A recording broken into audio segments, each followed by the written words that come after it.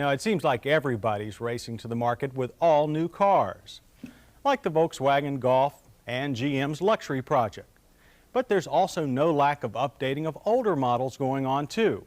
The fact is gas prices are down and the yen for more performance is up. So it's no surprise to find that a lot of the updating is going on under the hood. Now that means new or revised drivetrains, as in our next road test pair. One is the hottest version yet of Detroit's best-selling sporty coupe, and the other is a flashy French job that's finally ended its search for proper power. Yes, Virginia, there finally is some believable Fuego power, as this front driver seems to have finally found an engine. The late, unlamented, and underpowered 86 horsepower 1.6-liter fuel-injected 4 and its high-strung 120-horse turbocharged Ken are both gone, replaced with a new all-aluminum 2.2-liter. This is now the Fuego's only U.S. motor. It's an enlarged version of the almost 8-year-old 2-liter that has powered the European Fuego since its beginning. Horsepower is 91, but the real story is in its torque.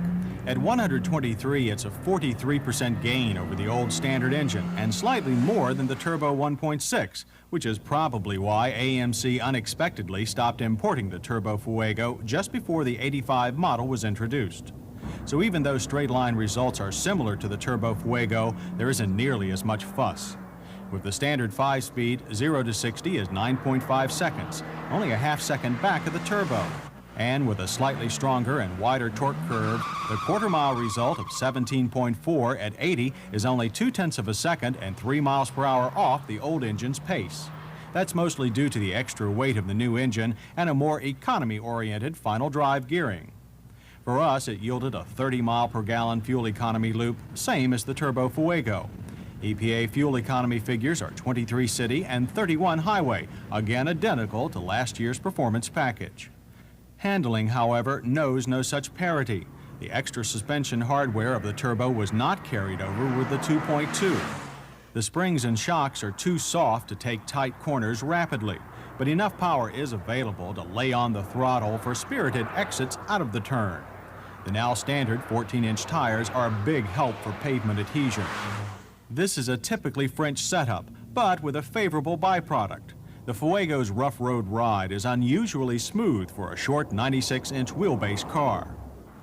Besides more power, the latest Fuego also features a number of other improvements, beginning with its brakes. The front disc brakes are now ventilated, and they do a much neater job of stopping. Despite a lot of nosediving, distances of 128 feet are an 11% improvement over older models, and there's no fade or pull. The power-assisted system was easy to modulate, even with some occasional front lockup. The interior also got some freshening up with the new dash. There's clearer instrumentation and more of it, along with a trip computer as an option. While the Fuego's seats aren't new, they deserve another mention as being just as well supportive as ever. There's still also a lack of rear legroom, but the quite roomy luggage bay is expandable by folding the split back seat cushions. So if you don't mind the keel-over turns, you'll still get the great ride, admirable economy, and comfortable environment of this unusual and now adequately powered sport coupe. And with its always distinctive looks and hatchback versatility, Renault has given the Fuego 2.2 an appealing U.S. translation. However, it's even easier to understand the statement our second sport coupe makes. Raw yet sophisticated power is the text of the new rear-drive Chevrolet Camaro Iroc-Z. It's named after the International Race of Champions, but the Iroc-Z is a lot more than just an understated solid-color trim package positioned one notch above the more garish Z28. While you can order the Iroc with the Z28's 5-speed manual 190-horse L69 V8, it's the new LB9 multi-port injected 215-horse 5-liter with a 4-speed automatic that makes the Iroc-Z unique. Even standing still, it's a sight to behold. The configuration is called tuned port injection, and it's shared with the top Pontiac Firebird and 5.7-liter Corvette. The heart of the engine is this plenum that works like an exhaust extractor, but in reverse. It pulses and thus increases the density of the intake air to provide turbo-like boost with much less complexity. Engine breathing is further enhanced with a higher lift cam. But you have to experience the Iroc-Z's neck-snapping takeoff to really appreciate its prowess. 0 to 60 is a flashing 7.1 seconds. Quarter mile in a steaming 14.7 seconds at a cool 90. The Iroc-Z's top end is over 135. So why only an automatic gearbox? Well, apparently the new engine's 275 pounds of torque is too much for the Camaro's 5-speed manual. At least, we hope, until next year. But there's actually a lot more to applaud about the Iroc-Z than just motor. Suspension extras include Bilstein gas shocks and a thicker anti-roll bar at the rear, along with super aggressive 50 series Gatorback tires all around. The first result is an amazingly flat, sticky car with quick steering that is more neutral than the Z28. Quite a statement about such a nose-heavy car. There is naturally plenty of power to slip the tail out at wheel, but with so many horses under the pedal, you do have to drive smart.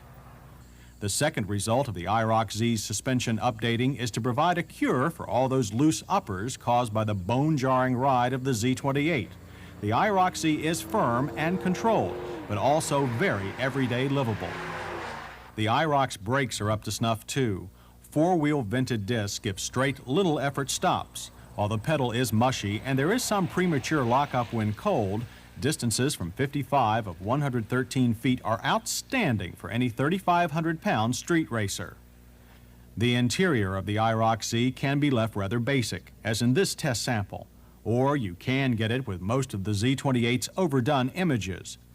At least they've eliminated the Camaro's twin-needle speedometer.